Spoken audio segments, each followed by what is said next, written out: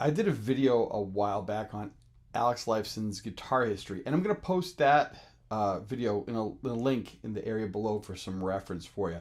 And I'd consider this video an addition or expansion on that because right now, a guitar that just got released at the NAMM show this January is kind of an addition to this whole story. It's the Lifeson Limelight guitar that's made by Godin. This instrument is a new version of Alex Lifeson's Stratocaster that's been, well, it was Alex Lifeson's Stratocaster. It's not his anymore. We'll get to that. It was a heavily modified Strat over the years, and it recently went for $187,500 at auction. So he doesn't own it anymore. But to be brief, it was a 1973 Strat with an aftermarket neck, a single hum pickup configuration, and a three-way toggle switch on the lower bout. It had different bridges over the years, typical Fender vintage style bridge, as well as a Floyd Rose without fine tuners and a Floyd Rose with fine tuners. That's the way it was when it went to auction. The bridge pickup at the time of the auction was a Bill Lawrence bladed humbucker, but I've heard some rumors that there was a standard Gibson style humbucker in there early on. I can't really confirm it, but I've heard rumors. Anyways, this is the typical YouTuber plug before we go any further. If you like this channel, hit the subscribe button. The bell icon will also let you know when I have up a new video. I've noticed that over 97 to 98% of the viewers on this page aren't subscribers. So I don't know if I'm showing up on your feeds because of the YouTube algorithm, but if you subscribe, you'll be sure not to miss any future videos. And if you like this video, please click the thumbs up button. If you want to share it, there's a button for that as well. Okay, back to the Alex Lifeson guitar stuff. The Alex Lifeson's original guitar had a custom decal calling it a Hentor Sportscaster.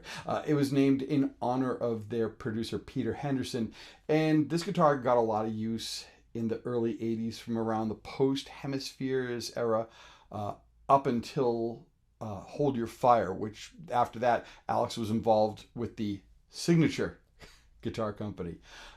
Speaking of signature guitars, Alex has had multiple signature instruments by Epiphone and Gibson, as well as PRS. They had a private stock acoustic as well as an SE acoustic.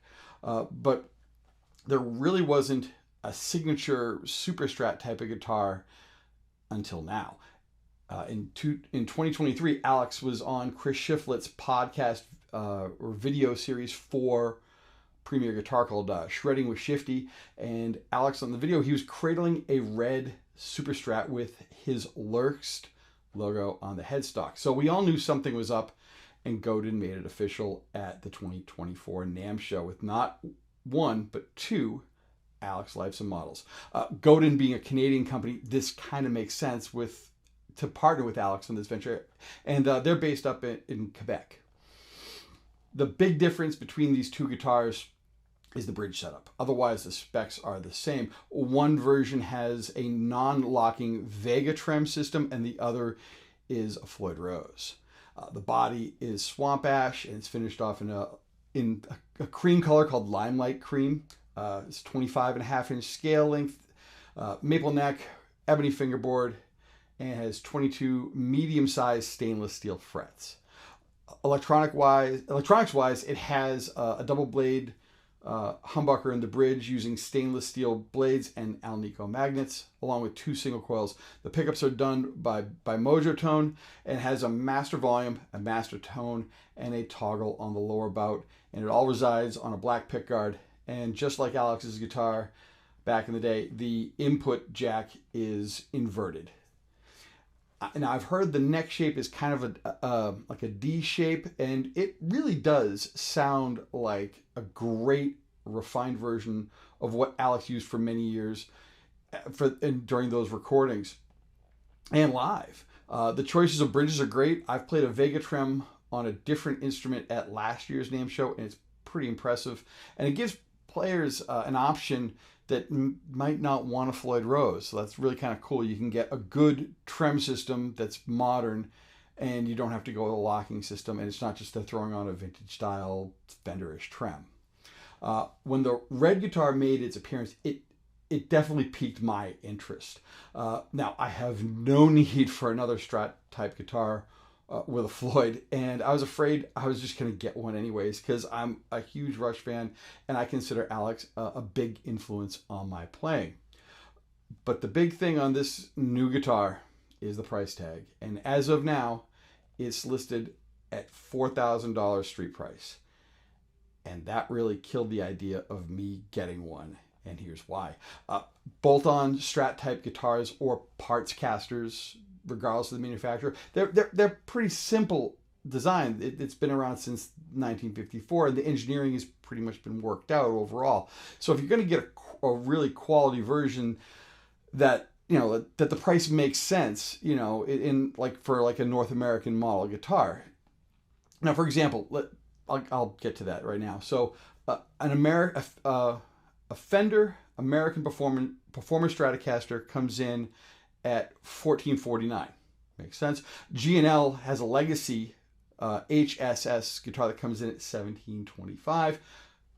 The PRS USA made Silver Sky is $2,749, and an LSL or a Sur HSS guitar, they kind of come in around $3,500. And to go even further, I've seen some James Tyler guitars, Strat type guitars. They're in at $5K plus. I've played a few Godin guitars over the years, and they're quite nice. And the prices have always made sense for a very high quality and the features that they do offer on those guitars. But $4,000 for a parts caster is something I'm having a hard time doing the math on, just to see where the money's going.